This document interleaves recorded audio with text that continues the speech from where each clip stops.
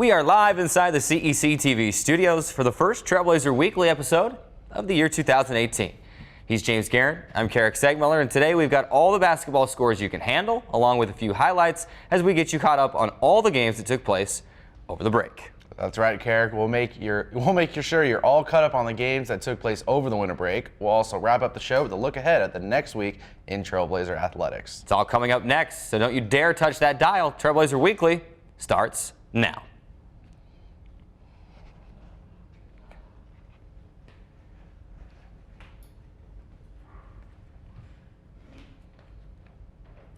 Again, welcome inside this week's edition of Trailblazer Weekly. It's been a few weeks since our last episode. In fact, each basketball team has played 4 games since the last time we were on this set, and that's where we'll begin today. We'll start our winter break recap with the women's basketball team as the Trailblazers played 4 consecutive games at home over the break, beginning with an afternoon matchup versus Point Loma back on December 30th. Dixie State overcame an 8-point deficit with 5 minutes to go to force overtime, but it was all sea lions in the extra session, and the visitors claimed an 85-80 victory. Taylor Moyaki led DSU at 20 points, while Maddie Ventling added 16 points. 4 days later, the Trailblazers played host to Pac West newcomer Biola, welcoming the Eagles to the Burns Arena for the first time. The Trailblazers built a 5-point lead in the fourth quarter, but the Eagles closed the game on a 21-6 run to clinch a 66-56 victory. Maddie Ventling led the way with 13 points, and Mariah Martin added 10 points in the loss. Dixie State would snap a 4-game losing skid 2 days later, knocking off one of the best teams in the Pac West Conference for the second time this season when Dominican came to town. The Trailblazers exploded for 57 points in the second half and converted 14 three-pointers in the game, one shy of tying a program record, and earned a 93-79 win. 3 DSU players set new career scoring marks, led by Maddie Ventling, who poured in 21 points and grabbed 10 rebounds for her first double-double of the season. Ventling also dished out 5 assists and recorded 2 steals. Allie Franks also finished with 21 points and 8 rebounds, while Kesley Stevenson added 20 points. Our very own Carrick Segmiller was on the call, and we've got some sights and sounds from the win. Let's roll the tape. Go back on 1. Yeah.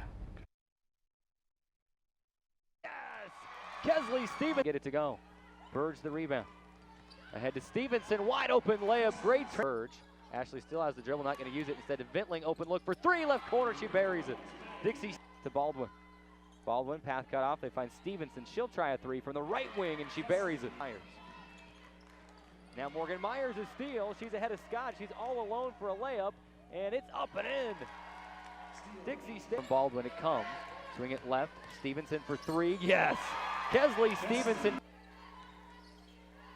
Around the horn, Ventling will try a 3, right wing, and she hits. Comes out to set a pick. Hands off to Ventling, deep 3, right wing. Why not? Why? There's not a lid on the basket. Franks, they leave her open, pop a 3, right corner, and she hits. Franks, they leave her open, she'll pop another 3, and she hits. Back-to-back 3s for out. Gotta have a shot. Moyaki checks this shot clock, fires a Ventling, deep 3, and she hits. Chance, but it just crawled over the front of the iron. Dixie State quickly the other way. Touch pass to Ashley Burge, and it is good. Driving inside, we'll throw it up with the right hand. Shot is partially blocked by Richardson, and here comes Dixie State. Ventling into the corner. Stevenson for 3. Yes! Dixie State would then close its 4-game homestand on Monday, hosting conference rival California Baptist. The Trailblazers led for more than half of the game, but scored only 6 points in the fourth quarter, while the Lancers clinched a 57-50 victory. Allie Franks and Taylor Moyaki finished with 12 points each, while Kristen Baldwin added 8 points and 16 rebounds. Dixie State is now 7-8 overall and 3-5 in Pac West play. We stay on the court, but move over to the men's side now as the men's basketball team also hosted 4 games over the winter break. The Trailblazers had plans to go 4-0 during that home stretch, but that was put to the test in the very first game of this homestand on December 30th versus Point Loma. Dixie State saw a 7-point lead vanish over the final 6 minutes and dropped a home loss by a 74-72 count to the Sea Lions. Kyler Nielsen finished with a career-high 21 points, while Brandon Simister chipped in 16 points. With only a few days between games, DSU was eager to put the loss in the past, but a January 3rd matchup versus Biola proved to be just as tough. This time, however, it would be the Trailblazers' turn to come from behind for the victory. Dixie State erased a 9-point deficit with just over 5 minutes remaining in regulation, ending the game on a 15-4 run to claim a 70-69 win. Trevor Hill finished with a team-high 18 points, while Zach Hunter added 14 points in the victory. With so many close games this season, Dixie State was looking to run away with one when Dominican came to town last Friday on January 5th. After playing to a 32-32 tie at halftime, the Trailblazers outscored the Penguins 39-20 in the second half to claim a 71-52 victory for the much-needed blowout win. Trevor Hill led the way with 15 points as DSU clinched its first double-digit victory since an 88-73 win over Azusa Pacific on December 9th. And finally, with the Dominican game in the books, Dixie State could finally look to its long-awaited rematch with California Baptist on Monday inside the Burns Arena. The game certainly lived up to its hype as over 4,100 fans packed the Burns Arena to see some of the best Division II basketball in the country. Of course, 40 minutes was not enough to determine a victor. This time the game went to overtime, and in the extra session, Trevor Hill's steal and go-ahead dunk with just over a minute remaining helped propel the Trailblazers to a 68-65 victory. Hill finished with a team-high 16 points, while Brandon Simister added 14 points. Zach Hunter had 11 points, and Austin Montgomery enjoyed a solid outing with 10 points and 9 rebounds. The game was so good, I can't just tell you about it. We need to show you the highlights. So sit back, relax, and enjoy some of the sights and sounds of DSU's overtime win over the Lancers. Let's roll the tape. Reset, bounce into Austin, and he's going to get another dunk. Two-hand.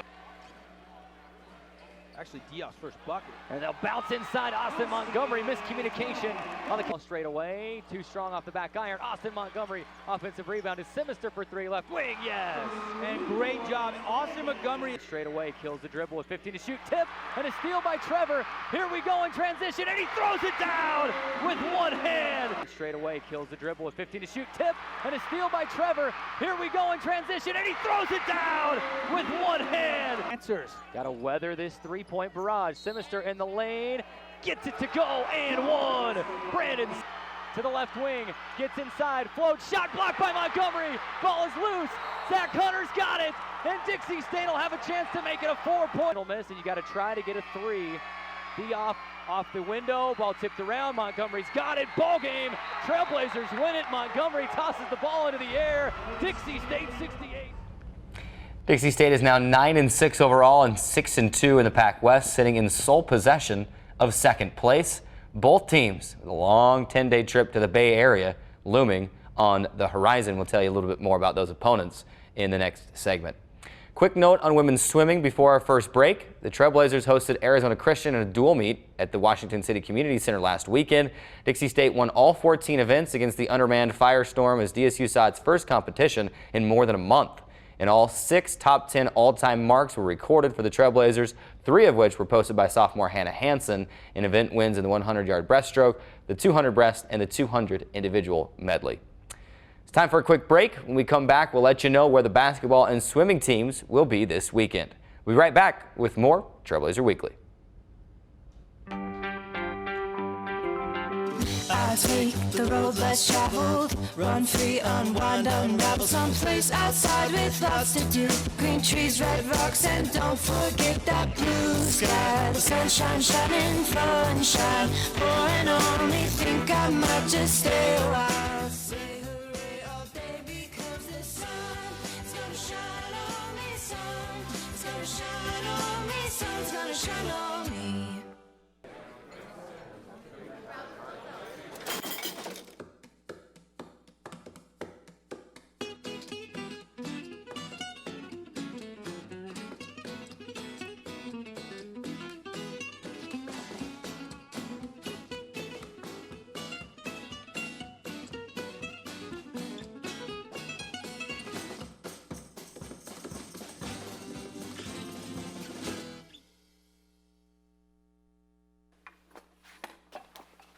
Did you hear about the pony with a sore throat?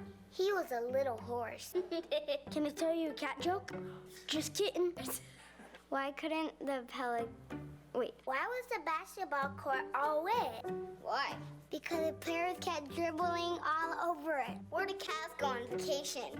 New York.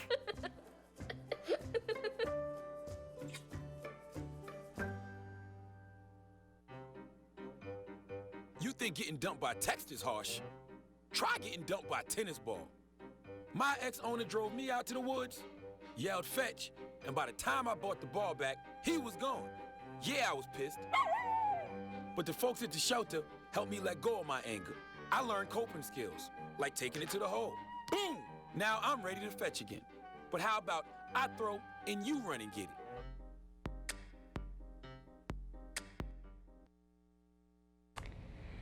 Welcome back inside the CEC TV studios, this week's edition of Trailblazer Weekly. Before we wrap up the show today, let's take a quick look ahead at this week's schedule.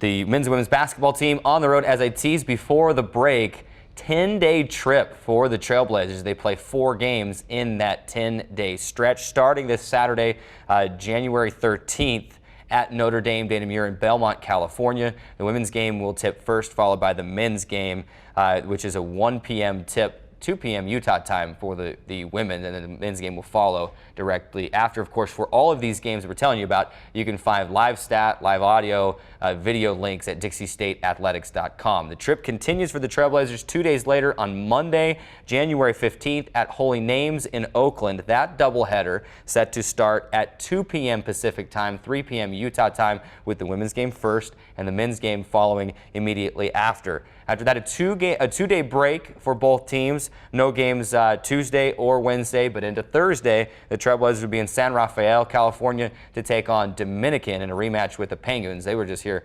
last week. The women's game starting at 1:30 p.m. Pacific time.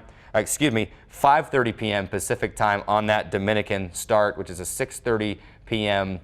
Utah time. The men's game will be right after the conclusion of the women's game as usual. And then finally wrapping up the trip on Saturday, January 20th, in San Francisco at Academy of Art. That one will start at 1 Pacific, 2 p.m. Utah time, with the women's game first, men's game after that. Should also let you know the women's swimming team will be in action this weekend on Friday, January 12th, and Saturday, January 13th at the Loyola Marymount Lion Cup down in California. So that is your look ahead and the next week schedule. That will do it for today's show. Remind you that you can catch all episodes of Trailblazer Weekly on demand on the Dixie State Athletics YouTube page, specifically at youtube.com/Dixie State Athletics, where you can watch the show anytime, anywhere. Right, you are, James. For myself and James Guerin and the entire CEC TV crew, thanks for watching. We'll see you next time on Trailblazer Weekly.